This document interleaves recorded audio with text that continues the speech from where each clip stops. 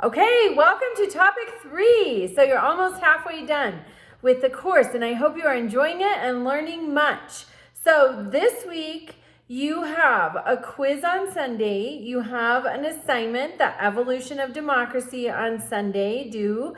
You have your first discussion due on Wednesday, and in that one, you're asked to pick a side. Do you side with the Federalists, people like Alexander Hamilton, or do you side with the anti-Federalists, people like Thomas Jefferson, who were more into states' rights? Which side do you land on?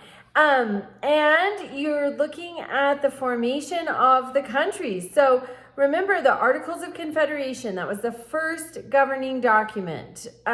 We declared independence with the Declaration of Independence, and then the Articles of Confederation, that was the governing law. The states were too strong. It was like herding cats. They couldn't get anything done. We needed a stronger federal government. So the rebels got together and in 1787 at the Constitutional Convention, and most people thought that they were just looking to amend the Articles of Confederation. People didn't realize that we were going to get rid of the Articles of Confederation. And so the preamble to the Constitution, it says, "We the people of the United States, in order to form a more perfect union," because the union was already formed with the Articles of Confederation. That creates the United States of America. And we had a president under that. We had a first president of the United States of America who was not George Washington. He was the president under the Articles of Confederation. His name was John Hanson. George Washington is the first president under the Constitution. So the Constitution was formed to present a more perfect union. It took some doing to get it ratified by the states.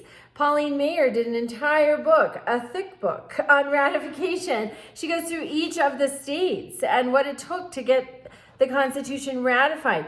Something that was vitally important were the Federalist Papers. They were essays written by by Alexander Hamilton, John Jay, and James Madison. James Madison is thought to be the father of the Constitution.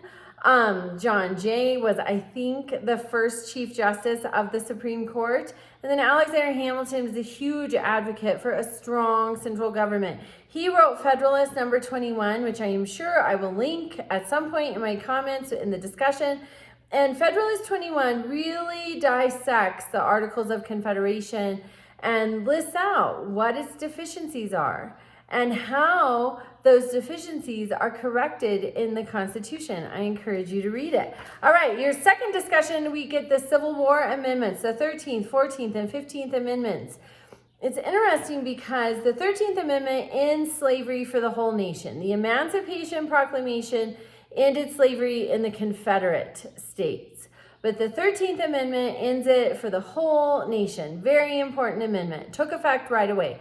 The 14th and 15th Amendments, though, it takes almost 100 years before they are fully in effect. And we see them fully in effect in 1964 with the Civil Rights Act and in 1965 with the Voting Rights Act. So what a tragedy.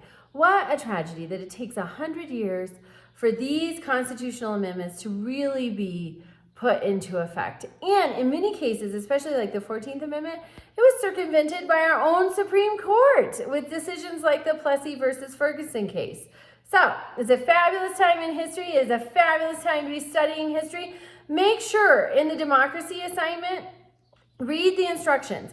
If there is a minimum word count, meet the minimum word count. It's there for a reason. I can't give you full credit for your answer if you have not met the minimum word count because it's there to help you fully develop your answer. Also, cite your sources. Sometimes people are losing, 10 points per assignment or more for just those two simply corrected errors.